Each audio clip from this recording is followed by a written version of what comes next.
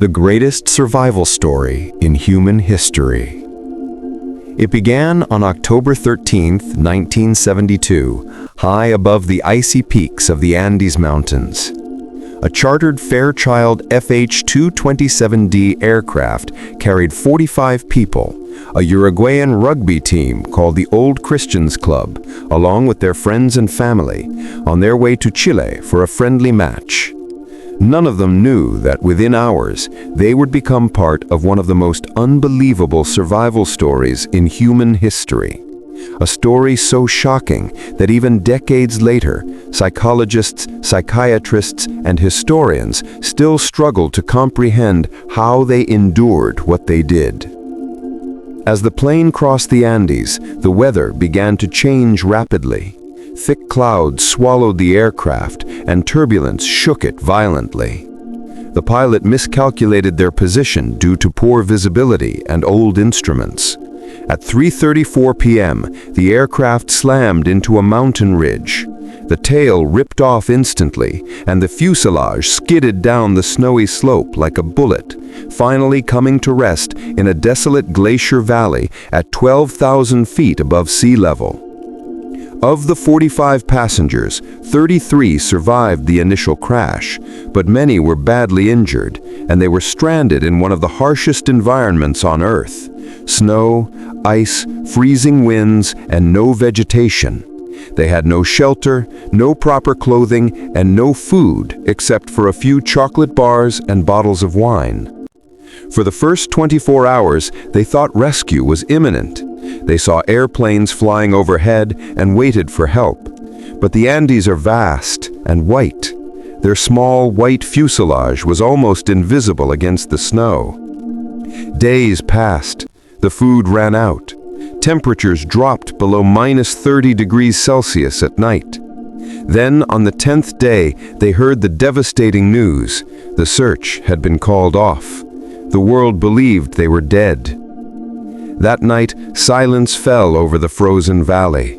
Everyone realized the terrible truth: no one was coming. If they were going to survive, they would have to do it themselves. The men began organizing themselves. Nando Parado, a 22-year-old student, had been in a coma for 3 days after the crash, his skull fractured. When he awoke, he found his mother and sister dead. He decided he wouldn't die here, too. Along with the team captain, Marcelo Perez, and a few others, he began constructing a shelter from the wreckage. They ripped out airplane seats to use as insulation and melted snow for water using pieces of metal heated in the sun. But soon, starvation began to eat away at their minds and bodies. Their ribs protruded, their lips cracked. Some began to hallucinate. At this altitude, their bodies burned 6,000 calories a day, but they had nothing to eat. And then, the unthinkable decision came. One night, they gathered and faced the question no human ever wants to ask. If we die, would you allow the others to eat your body to survive? They agreed. They made a pact of survival.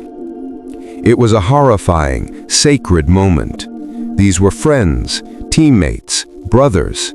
But in the icy grip of death, morality takes on a different shape. Using shards of glass from the broken windshield, they began to cut thin strips of flesh from the frozen bodies of the dead. They wept, prayed, and ate. That choice, as unimaginable as it was, kept them alive. Then, on October 29th, an avalanche struck in the middle of the night, burying the fuselage. 8 more died. The survivors were trapped under the snow, gasping for air, clawing their way out with bare hands. When the snow finally settled, they were down to 19 people. By November, the temperature dropped further. Frostbite and infections began to spread. The sun rose late and set early, leaving them in darkness for 16 hours a day. But somehow, they still clung to life, sharing every drop of melted snow, every scrap of material to keep warm. They told stories at night to keep hope alive. But by mid-December, they knew staying there meant death. Someone had to go for help. 2 men volunteered, Nando Parado and Roberto Canessa. For 10 weeks they had lived in hell, but now they were about to face an even greater test, a 60-kilometer trek across the Andes with no map, no compass, and barely any food. They wrapped their feet in rags, built sleeping bags from insulation, and began walking west, toward Chile, toward life. For 10 days, they climbed ice walls, crossed crevices, and battled blinding snow. Their lips split open, their skin blistered under the sun. At one point, they reached the top of a mountain only to see more endless peaks stretching to the horizon. "We may be walking to our deaths," said Canessa, "but I'd rather walk to my death than wait for it to come to me." On December 20th, after days of unimaginable struggle, they finally saw something, a river, and beyond it, a man on horseback. They screamed across the canyon, but the rushing water drowned their voices. The man waved and left, only to return the next day with food and paper. Parado wrote a desperate message. "I come from a plane that fell in the mountains. I am Uruguayan. We have been walking for 10 days. There are still 14 of us alive on the mountain." The man galloped off to find help. Within 24 hours, the Chilean authorities launched a rescue operation. On December 22, 1972, 72 days after the crash, helicopters reached the survivors. 14 people were rescued, gaunt, sunburned, and barely recognizable. They had lost nearly half their body weight, but they were alive. The world was stunned. Reporters called it the miracle of the Andes. When the truth about their survival came out, about what they had eaten, it caused global controversy. But as Nando Parado later said, "We did what we had to do to live. If you had been there, you would have done the same." In the decades since, their story has become a study in the limits of human endurance. Psychologists have analyzed how teamwork, leadership, and faith played crucial roles.